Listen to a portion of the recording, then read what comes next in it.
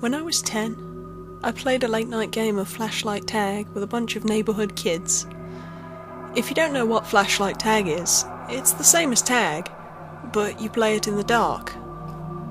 The person who's it gets a flashlight, and they have to yell the name of the person they see with it in order to tag them. It was really cloudy that night, and most people had their curtains drawn, so it was the perfect level of darkness for hiding in. The side of the street that my house was on was skirted by a broad length of woods. That was basically the boundary for our side of the game. You could run through any yard, even go across the street and run through their yards, but you weren't allowed to hide in the woods, because it was too difficult to find anybody in there. And it was very easy to trip over tree limbs or end up with poison oak. Of course, this rule was frequently and flagrantly ignored. When people got too close to be caught, they'd duck off into the bushes for a few seconds, or run behind a group of trees to evade capture. I don't remember who was it at the time, but I was hiding in a backyard 2 houses down from my house. The family that lived there had a little playhouse for their daughter, a swing set and a doghouse, but no dog. I would periodically duck into the doghouse whenever I saw the flashlight searching beam approach. Those of us trying to hide from the it person liked to spook each other in the dark by jumping out of nowhere and making each other scream, giving away our positions. I thought I knew where the it guy was, but I got comfortable hanging out on the swing set. Suddenly, a person with a flashlight came around the corner of the house and angled it almost directly at me. I jumped and ran for the edge of the woods. When I got there, I hovered in case they saw me and were going to yell at me for cheating. The beam of light seemed to explore the swing set where I was, then came in my direction, but there was no sense of hurry to it at all. And I wondered for a second if maybe I'd attracted the attention of the homeowner. Most people on the block knew we were out playing flashlight tag, but you can never be sure that someone won't get nervous if you stay in their yard for too long. So I crouched down in the grass and waited to see who it was. They shone the light right in my face, and I tried to cover it with my hand to avoid identification. The creepy thing was, they never said anything.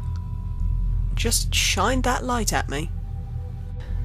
"You got me!" I exclaimed, hoping that if it was the homeowner, they'd realise I thought they were just the flashlight tagger. Then I realised that 2 houses down, people were yelling, and there was the it guy's flashlight beam chasing them around. I stood up and tried to see who was shining their light on me. They just stood there, not moving, not saying anything.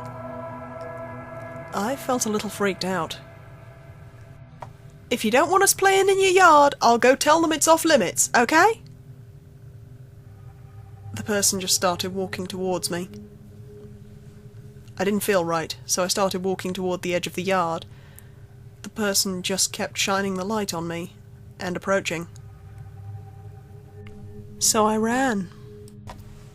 When I looked back, the person with the flashlight was running too, and they were an adult, much bigger and much faster than me.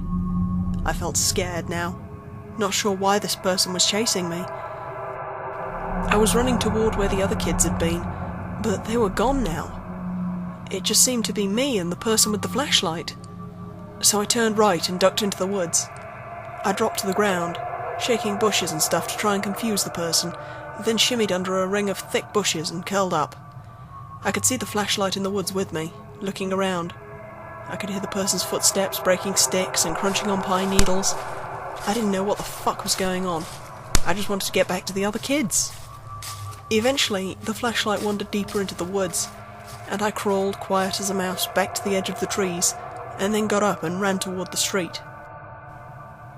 I was immediately caught by the person that was it, but I didn't care. He yelled loud that I was it, and I tried to yell to him that there was someone else with a flashlight wandering around in the woods, but he took off into the dark, yelling, "No tagbacks!" "Don't go into the woods!" I yelled, but nobody responded. Of course, any who heard me would assume I was talking about not cheating at the game, but I was sincerely worried about the person wandering around in there. Of course, now I had a flashlight of my own, so I thought I should go and see if I can find out who it was, just to make myself feel better. I went back behind the house I'd come from, and a bunch of laughing shadows scampered out of sight into neighbouring yards. I ignored them and headed straight for the trees. I couldn't see any other light in there, so I thought maybe he went home. I didn't know if it was a man or a woman, but I didn't imagine any women trudging through the woods at night. So I went about playing the game again, albeit anxious because of the lingering thought that there was someone wandering the woods who didn't seem to be playing the game with us. I ran across the street and chased people through the backyards there, but after a while I found the lots empty and realised they must have gone back across the street. I ran back over and was exploring the Beach's backyard. Mrs. Beach had a clothesline with a bunch of drying sheets on it, and her daughter Charlotte liked to hide among the linens and stay close to home in case she got too scared of the dark. She was only a year younger than me. I thought I heard something in the tree line, so I went over and was waving the flashlight around into the woods. "Stay out of the woods!" I remember yelling. I waved the flashlight back and forth a couple more passes, then saw someone off in the distance. I held the light on whoever it was. They were about half a job into the woods. Hard to make out, but it looked to me like Charlotte. Charlotte had brown hair that her mother insisted on keeping shoulder length. We always dressed dark for flashlight tag, and Charlotte liked to wear this deep purple sweatshirt, so it was usually easy to tell when you'd found her. "Charlotte, I see you!" I yelled. She just stood there. I continued to hold the light on her and call her name, but she didn't seem to move. She stood there, partially obscured by a tree, and looked at me. The distance between us was enough that I couldn't see if she was blinking or not, but she had her head propped at an angle like she was looking around the trunk at me, with her mouth hanging slightly open. Every now and then she sort of twitched or squirmed. It was a really freaky kind of movement. "Charlotte, come out of there!" I yelled. "Everybody, Charlotte's it, but she won't come out of the woods!" Some kids, including my friend Dustin, appeared behind me and started joining in my yell for Charlotte to come out. "Do you see her?" I asked. "Yeah, she's over behind that tree." "Charlotte, get over here!" Dustin said, but she wouldn't come. "Charlotte, are you okay? Get over here, dummy!"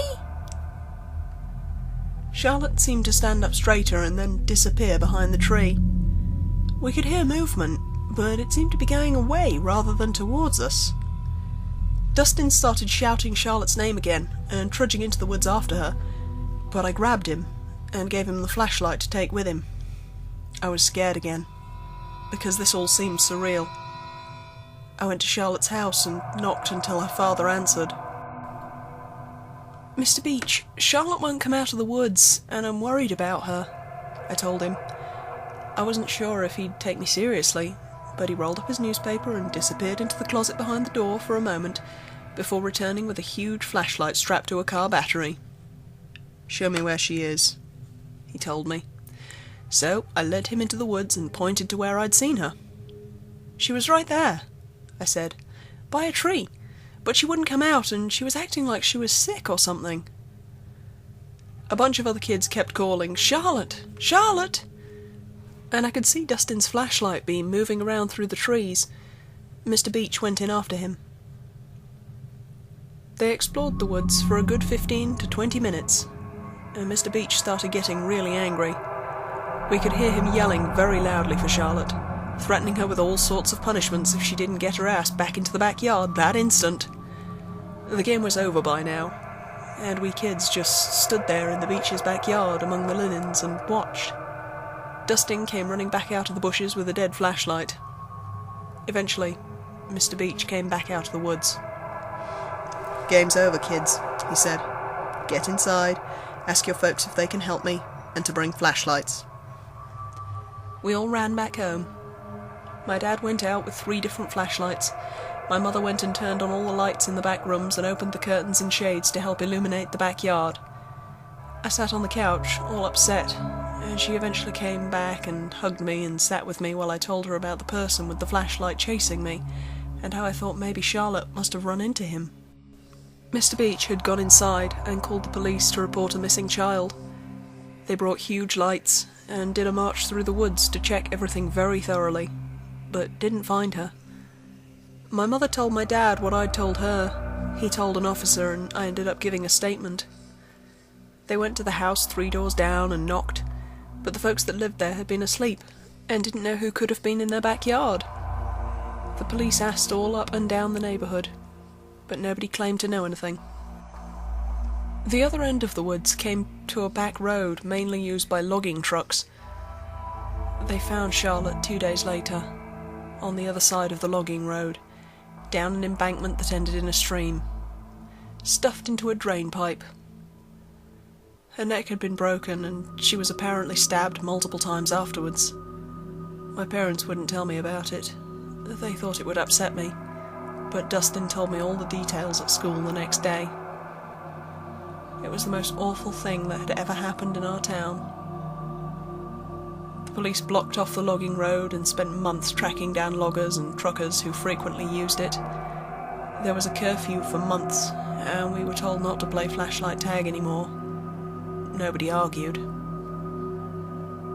What leaves me shaking to this day is the memory of Charlotte's face, hanging out from behind the tree, looking at me. Sometimes I wonder if at that moment I'd been witnessing her death, and I wonder if that had almost been me.